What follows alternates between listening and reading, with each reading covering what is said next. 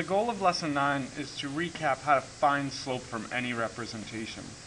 And we have learned 4 ways to find the slope, or what we call rate of change, of linear functions. We're going to go through these pretty quickly. Okay? We can find slope of a graph, we can find slope of a table, we can find slope given 2 points, or we can find slope from an equation. All important aspects moving forward. To find the slope from a graph, we find the value of the rise over the run, the change in y over the change in x. So here is where we chose 2 points.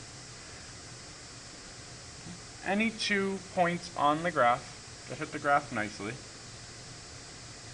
Okay, here's 2 points that I found. And I find how much the graph rises. 1, 2, 3. Graph rises 3. And it runs, it moves to the side, 1. So the slope is 3 over 1, or just 3. From a table of values, our hints are to choose any 2 points, so I don't need to calculate it all 1, 2, 3, 4, 5, all 5 points. I want to just choose 2. So I might focus on, let's see, I might focus on these 2 in the middle.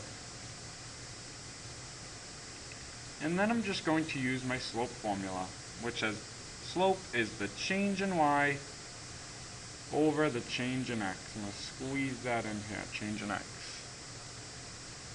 And then I look at my 2 points. 6 changed to 2, that's a change of -4. Okay. Slope is the change in y over the change in x, so -4 on top. And on my left side, x changed from -3 to -1. Well, that's getting more positive. It's changing +2. So my change in x is +2. -4 divided by 2 is -2.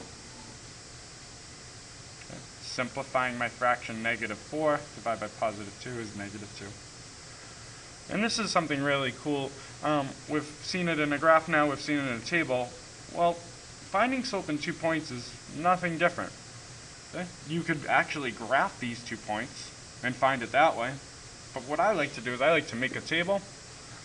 So I remember that 5 is an x, 6 is a y, -2 is an x, 3 is a y. I plug those into my table.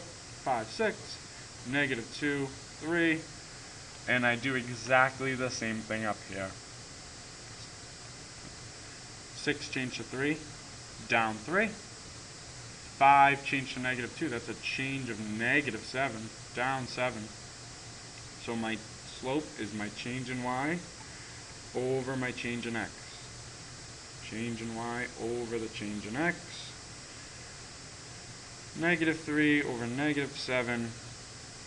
2 negatives make a positive slope. And lastly, if you're given an equation, you got to make sure the equation is in slope-intercept form. M is the slope, B is the y-intercept. So looking at this example I have, y equals 3/4 x minus 3, I just look, what's next to x? +3/4. The slope is +3/4. Thanks for watching.